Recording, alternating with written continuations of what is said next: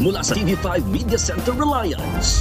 Kasama ang buong puwersa ng News 5. Ito ang Frontline Pilipinas. News 5 Exclusive.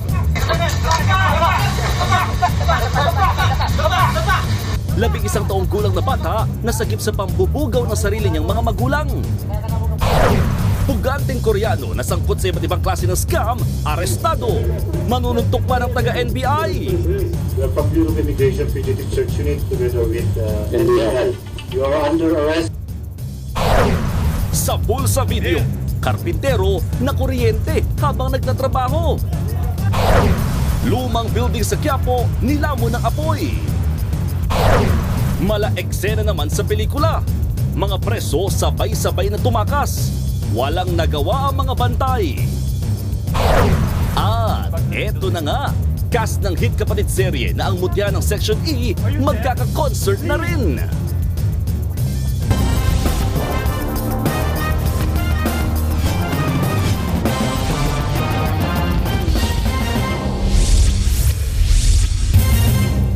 Nakuryente ang isang karpintero sa pinagtatrabahuhan niyang establishmento sa Apas, Cebu. Nakuhanan pa sa video aktual na pangyayari. Babala po, sensitibo ang inyong mapapanood. Nasa frontline ng balitang yan ang ating News 5 Visayas correspondent John Aroa.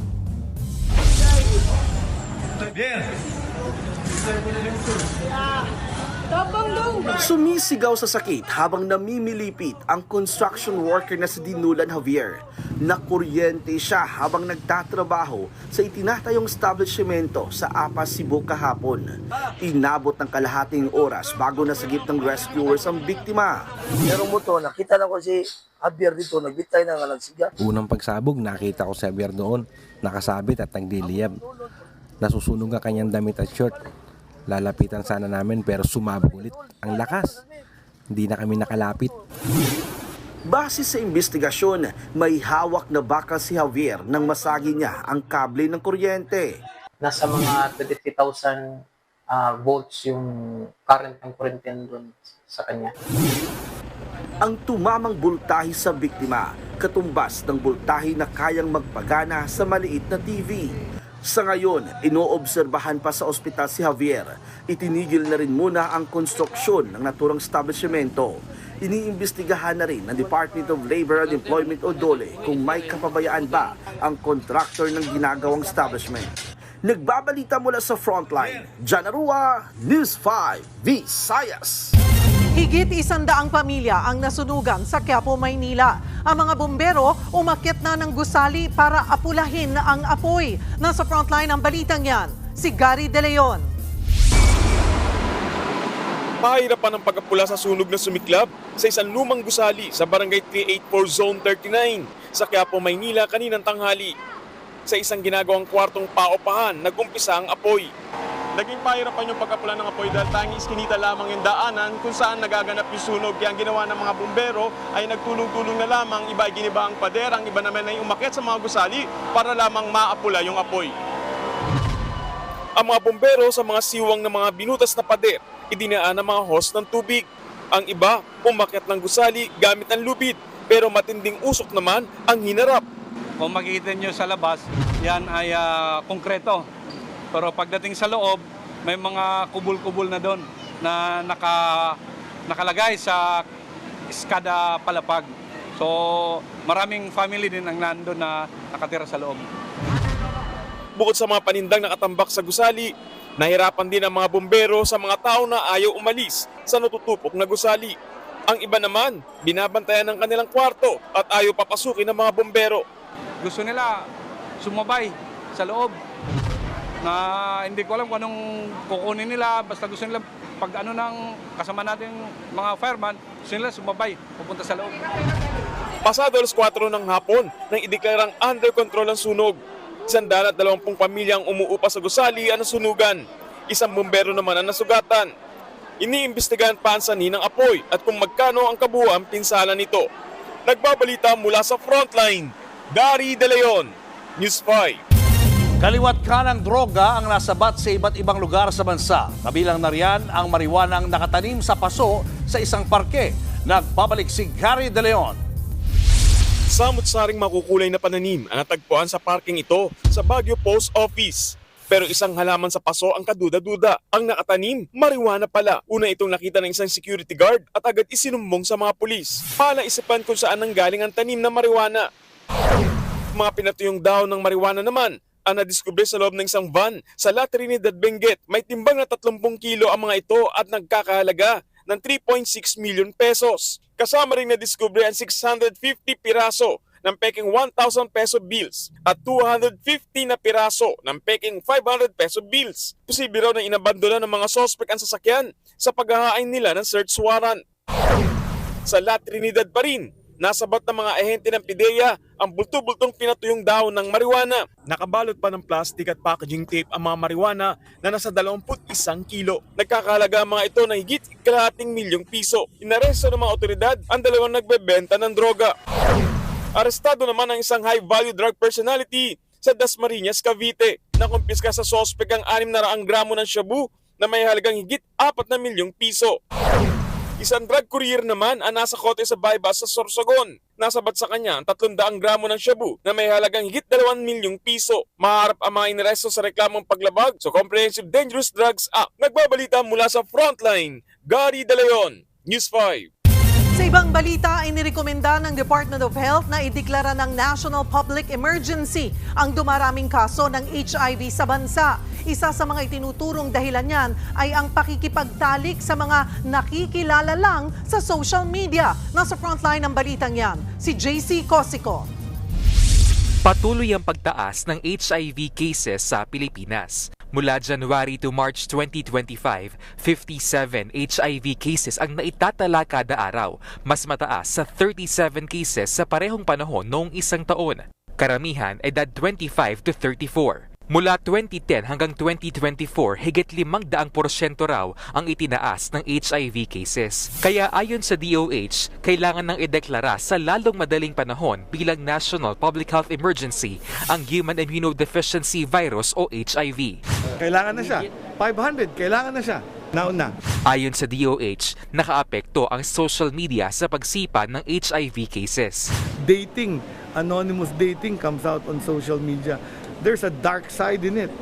Tapos they end up doing more risky behavior. Nauna nang inirekomenda ng DOH kay Pangulong Bongbong Marcos ang National Public Health Emergency Declaration para sa HIV.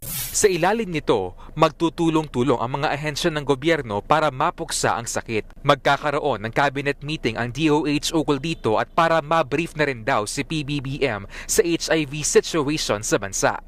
Interested ng President. In the meantime, nagtatrabaho ang DOH. Even without that declaration, we have to act.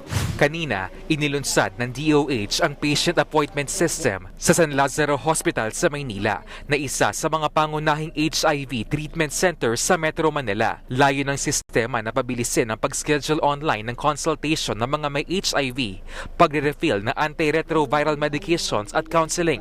Ma-access yan sa patientappointment.doh.gov.ph. Pabor naman dyan ang 17 taon ng pasyenteng si Rainier, lalo't hindi raw biro ang matagal na pagpila sa ospital para makakuha ng gamot. Kailangan mong pumila ng buong araw. Minsan, less than 5 minutes, tapos na yung consultation. Yung pila mo, 6 na oras. Nagbabalita mula sa Frontline, JC Cosico, News 5. Showbiz, eto na nga! Mga kapatid, eto na nga ang mga may init na showbiz balita ngayong Miyerkules. Ginulat ng singer-songwriter na si Jessie J ang Instagram world sa kanyang health revelation tungkol sa kanyang early breast cancer. Kwento ng 37-year-old star, in and out siya para sa mga test na kailangan. Pinili raw niyang ipaalam ito sa publiko para makatulong sa pagproseso niya ng kanyang kondisyon. Kasabay nito, sinabi rin po ni Jessie J na magta-time out muna siya sa limelight. I'm going to disappear for a bit after Summertime Ball to have my surgery. And I will come back with massive and more music. Ito pa nga, for the first time in Philippine pageant history, isang Pilipina ang kinoronahan bilang Miss Grand International. Formal na ngang isinalin ang korona at titulo sa first runner-up na si CJ Opiaza. Kasunod po yan ang kontrobersyal na pagre-resign ni Rachel Gupta ng India.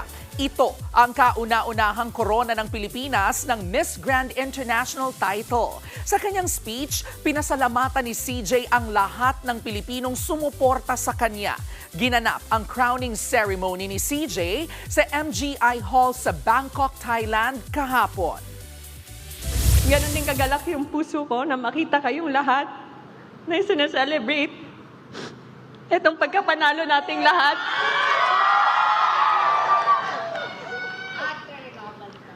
Para lalaban lang tayo. Lagi. Susunod, rider sa Cebu tumilapon matapos sumalpok sa kasalubong na sasakyan. Lasing na driver ng truck nakadisgrasya ng rider. At mga awitin sa ang mutya ng Section E itatampok sa isang concert. Abangan ang lahat ng yan sa pagbabalik ng Frontline Pilipinas.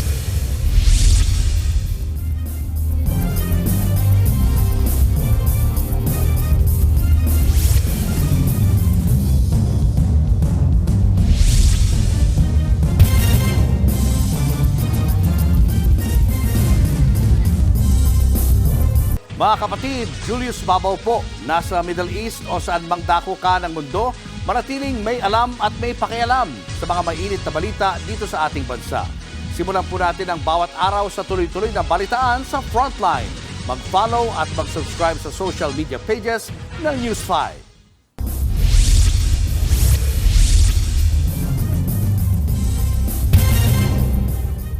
Apat na rider ang patay sa magkakahiwalay na salpukan ng mga motorsiklo sa Samar at Negros Oriental. Habang sa Cebu, sugatan ng isang rider matapos tumbukin ang kasalubong na sasakyan. Nasa frontline ng balitang yan, si John Aroa. Sa pulsakuha ng dashcam ang paggiwang-giwang na takbo ng motorsiklong yan habang binabagtas ang kahabaan ng First Mactan Bridge sa Cebu linggo ng gabi. Nakasignal pa kanan ang rider pero bigla siyang kumabig pa kaliwa at sumalpok sa kasalubong ng sasakyan. Sa lakas ng impact, tumalsik ang suot na helmet ng rider. Nadamay rin sa aksidente ang isa pang motor na kasunod ng sinalpok na AUV. Nagpapagaling na sa ospital ang biktima. Iniimbestigahan pa ang ugat ng aksidente.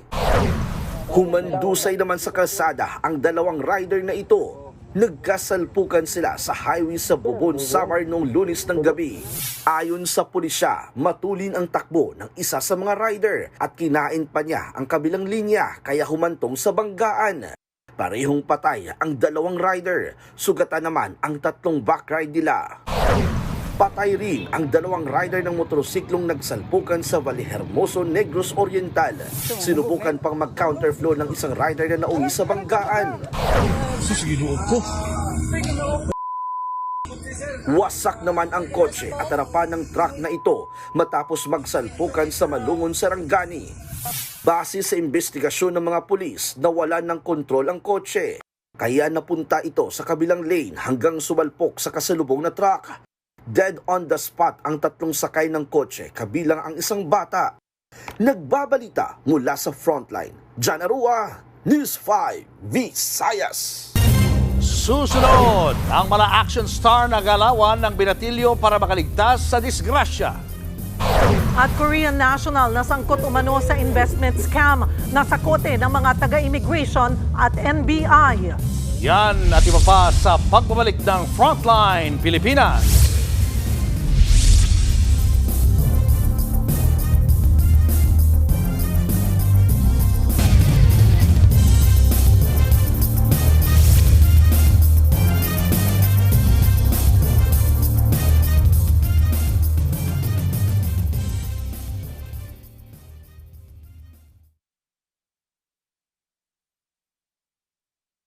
Mga kapatid, Julius Babaw po, nasa Middle East o sa amang dako ka ng mundo, manatiling may alam at may pakialam sa mga mainit na balita dito sa ating bansa. Simulan po natin ang bawat araw sa tuloy-tuloy na balitaan sa Frontline. Mag-follow at mag-subscribe sa social media pages ng News 5.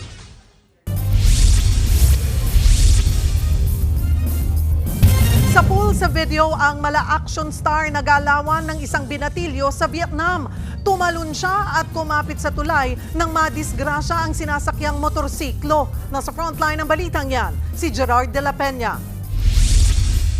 Tatlong magbabarkada ang sakay ng isang motorsiklo sa Haiphong, Vietnam. Nang makita ng rider ang palikong van, agad siyang umiwas. Yun nga lang, sa kanal sila dumiretso. Pero si Kuyang Backride, mala-action star ang galawan. Smooth siyang tumalon mula sa motorsiklo saka kumapit sa bridge railing nang bumulusok sa tubig ang kanyang mga kaibigan. Nagawa pa niya yan habang hawak-hawak ang kanyang cellphone. Sa isa pang anggulo, kitang matuloy ng takbo ng motorsiklo bago siya nahulog sa kanal. Hindi na nakita sa video, ligtas namang naiahon ng dalawa pang binatilyo mula sa kanal. Patong-patong na violation ang kanilang haharapin. Bukod kasi sa wala silang helmet, overloaded din ang sakay ng kanilang motor. Nagbabalita mula sa frontline, Gerard de la Peña, News 5. Nadisgrasya ang isang rider sa India nang salpukin ang truck na minamaneho ng lasing na driver. Sa video, pagewang-gewa ang truck bago tumawid sa kabilang lane ng highway. Saktong dumaan ang motorsiklo kaya nasalpok at pumailalim sa truck. Nahintulang ang naturang sasakyan nang mahulog sa gilid ng kalsada. Rumesponde riyan ang mga otoridad kaya nakulong agad ang truck driver na nadiskubring nakainom. Critical naman ang lagay ng rider. Susunod, mag-asawang binubugaw mano ang 11 taong gulang na anak kalaboso. Korean na sangkot umano sa investment scam nasa kote ng mga taga-immigration at NBI. At official trailer ng crime thriller series na Sins of the Father, pinasilip na. Tutok lang mga kapatid, magbabalik pa ang Frontline Pilipinas.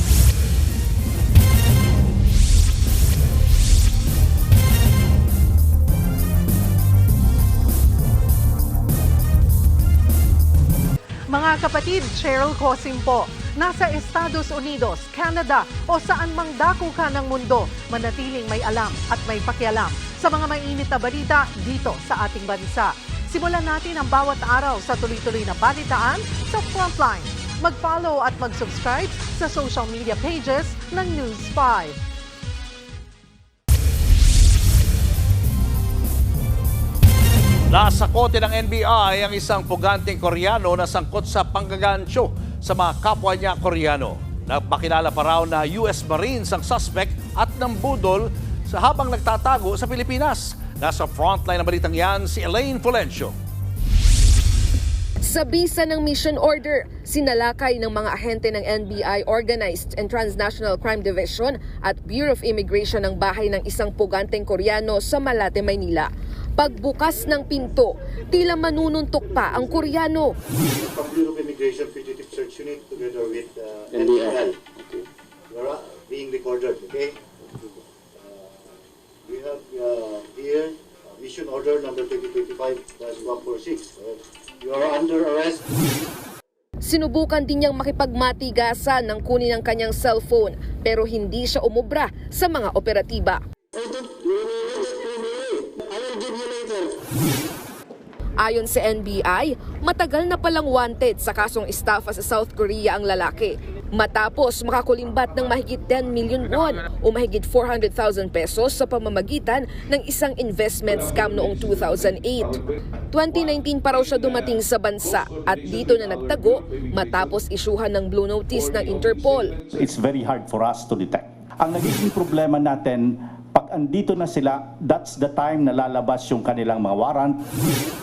Bukod sa estafa sa Korea, napag-alaman ding may kaso rin dito sa Pilipinas ang sospek, kabilang ang falsification of public documents, malicious mischief, grave threat, damage to property at human trafficking. Allegedly, sinasabi niya dati daw siyang member ng US Marines. So, biniverify na po natin yan sa US Embassy ngayon. So, hinihintay lang po natin yung kung anong update doon, kung totoo ba talagang member siya ng US Marines. Depensa naman ng sospek. I have evidence in my cell phone. Yeah. I have a court order. Yeah. They closed the case that already not guilty. Sa ngayon, hindi muna siya ide-deport sa Korea para harapin ang mga kaso dito sa Pilipinas.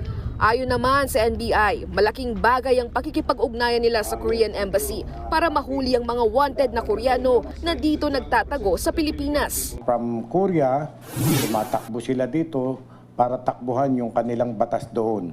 But then, na-realize yan ng kanilang embassy, so humingi na ng tulong sa atin. Nagbabalita mula sa Frontline, Elaine Fulgencio, News 5. Kalaboso ang mag-asawang ibinubugaw umano sa mga dayuhan ang menor de edad nilang anak. Katwiran ng nanay ng biktima, nagawa niya raw yan dahil sa sobrang kahirapan. Nasa frontline ng balitang yan, ang ating News 5 Mindanao correspondent Bril Montalvo, exclusive. Isa-isang pinadapa ng mga otoridad ang mga residente na yan sa barangay San Jose Lopon sa Davao Oriental. Sinalakay ng mga tauhan ng National Bureau of Investigation ang naturang lugar dahil isa umano itong cybersex den. Dito, nadakip nila ang mag-asawang suspect at kapatid nito na ginagamit ang kanilang mga anak sa online pornography. 5 minor de edad ang nasagip kabilang ang 3 anak ng mag-asawang bugaw. Nakuha sa bahay ang ilang computer at mga sex toy. Ayon sa NBI, natunto nila ang cybersex den bunsod ng pagkakahuli ng isang Belgian national na nagbebenta ng child sexual abuse material na napag-alamang galing sa Davao Region. Dito na nag-imbestiga ang mga otoridad hanggang sa natunto ang bahay ng mga suspect. Tuloy-tuloy pa rin daw ang investigasyon at pangre-raid na isinasagawa ng ahensya. Ayon sa ina ng minor de edad, pinapahubad umano niya ang kanyang anak sa harap ng computer para ipakita sa kanyang ka-video call ng mga dayuhan kapalit ng 3 hanggang 5,000 piso. Pero depensa ng magulang ng minor de edad, mali talaga ang ginawa ko. Sana mapatawad pa nila ako. Ang intensyon ko lang sana na mabuhay ko yung pamilya ko. Alam ko nagchat-chat siya sa mga dayuhan para magkapera, pero hindi ko alam na dinadamay pala niya ang anak namin.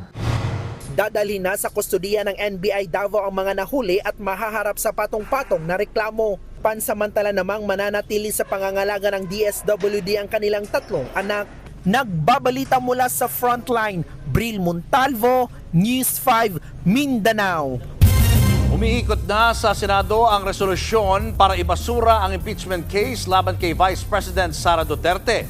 At ang pasimuno niyan si Senador Bato de la Rosa. Nasa frontline ng balitang yan si Mean Los Baños. Kumakalat ang isang draft Senate resolution na humihiling na i-dismiss ang impeachment case laban kay Vice President Sara Duterte. Sa resolusyong ito, binigyang diin na hindi pwedeng tumawid sa 20th Congress ang impeachment case na sinimulan sa 19th Congress. Bawal daw ito sa ilalim ng Senate rules. Totoo nga bang may ganyang resolusyon? Ayon kay Senator Amy Marcos, totoo. At nakita niya raw mismo ang mga draft ng resolusyon. Pero giit ni Amy, wala siyang kinalaman dito at wala rin daw siyang kopya nito. Ang merong kopya, si Senator-elect Ping Lacson. Anya, pinapaikot ito sa mga senador para makakuha ng sapat na dami ng pirma para mapagdebatehan sa plenaryo at i-adopt ang resolusyon. Kinumpirma rin ni Senate President Pro Tempore Jinggoy Estrada ang resolusyon na noong Lunes pa raw kumakalat. Pero para naman kay Senator Coco Pimentel, malaki ang tsansang peke ito. Mali raw ang katwiran na nakasaad dito para ibasura ang impeachment case. Pati raw ang mga binanggit na constitutional provision sa resolusyon ay hindi tama. Wala namang alam tungkol dito ang iba pang senador. Pati si Senator Bato de la Rosa itinanggi nung una na may alam siya sa resolusyon. Sagot pa nga niya ng tanungin, pero makalipas lang ilang oras, umamin din siya na sa kanya galing ang kumakalat na resolusyon. Galing yun. Galing sa office. Kayo po yung nag-initiate. Basahin na lang yung resolution. Si Senator Bongo naman na bahagi ng Duterte Bloc, sinabing walang problema sa kanya kung itutuloy ang impeachment trial. Sinabi ko noon, importante, kung walang ebidensya, bakit pa natin na patagalin ito? Ayoko naman pong maging impartial bilang isa sa magiging possible judge dito sa impeachment court. Hindi naman daw alam ni Senate President Chis Escudero ang naturang resolusyon. Ano mang kumakalat na resolusyon na wala namang author na pinakita lamang din sa akin ng media ay ika nga mere scrap of paper unless may mag-file niyan. Tila ito na raw ang pinangangambahan ng ilang kongresista para hindi matuloy ang impeachment trial. Mula raw nang iurong ang schedule sa presentation ng articles of impeachment, may naaamoy na silang iba. Something fishy, no? Gumagante, may pinoproteksyonan talaga sa nangyayaring yan. Paasa at gaslighting ang ginagawa na sa laban sa mamamayang Pilipino. The plenary is not supreme. The people are supreme. Sa gitna ng issue sa impeachment trial, usap-usapan din na papalitan daw si Escudero bilang Senate President. Hirit naman ng ilang kongresista, takot daw si Senate President Escudero kay VP Sara. Hindi ako gumagalaw at nagpapasya base sa anumang takot. Ang mga kongresista tila nasasanay na diktahan ang Senado. Ganyan din ang tingin ni VP Sara kay Escudero. Well, sa pagkakilala ko naman kay Senate President Cheese Escudero ay hindi natatakot yon. Ano't ano pa man, handa raw ang bise na harapin ang impeachment complaint laban sa kanya. Nagbabalita mula sa Frontline, Mean Los Baños, News 5. Nabulaga ang mga pulis nang atakihin sila ng mga presong armado ng itak at machete. 19 ang nakapuga sa kulungan. Narito ang Frontline News Abroad.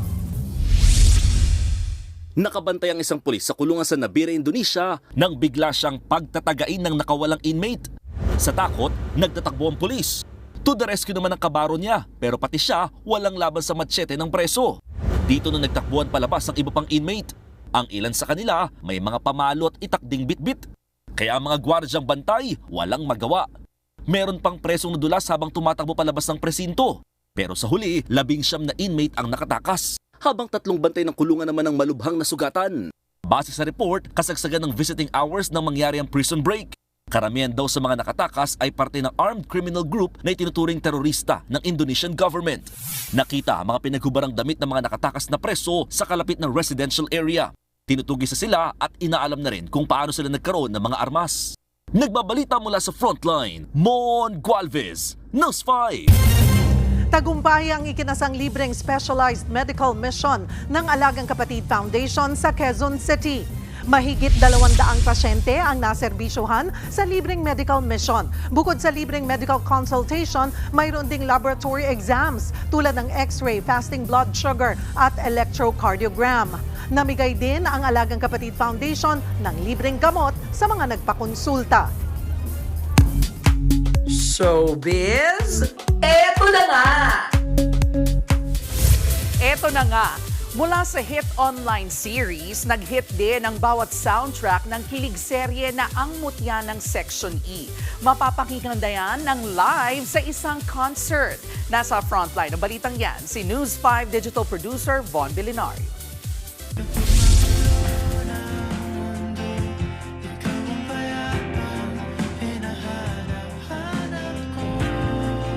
Sa bawat sandali, miss, tibok, at syempre,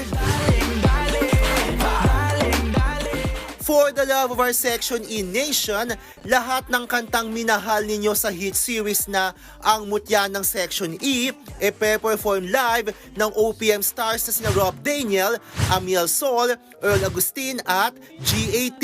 Chance nyo nang i-relieve ang kilig and all the feels sa Mutya OST concert sa June 20 sa New Frontier Theater. Not here. Present dyan ang cast ng Ang Mutya ng Section E.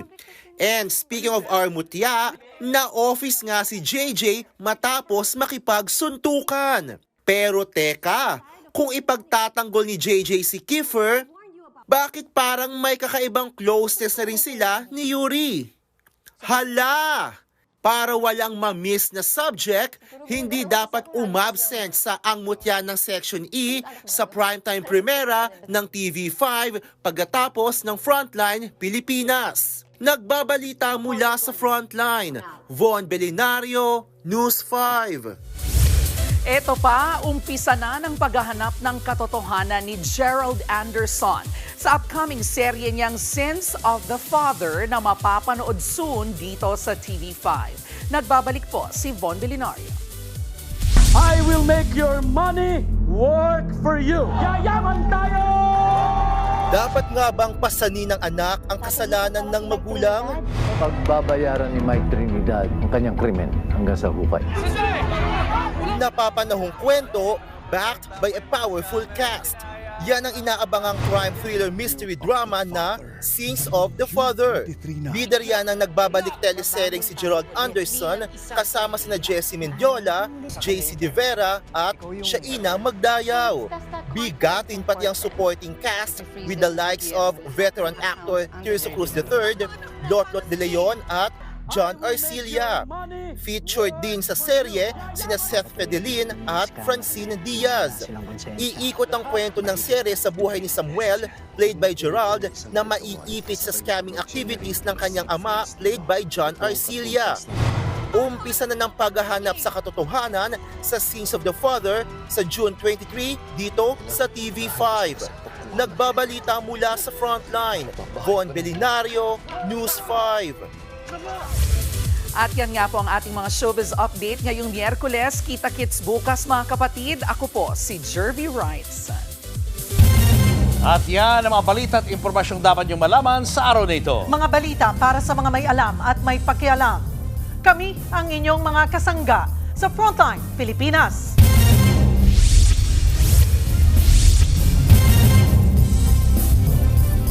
Mga kapatid, Cheryl Cosing po. Nasa Estados Unidos, Canada o saan man dako ka ng mundo, manatiling may alam at may pakialam sa mga maiinit na balita dito sa ating bansa. Simulan natin ang bawat araw sa tuloy-tuloy na balitaan sa Frontline. Mag-follow at mag-subscribe sa social media pages ng News 5.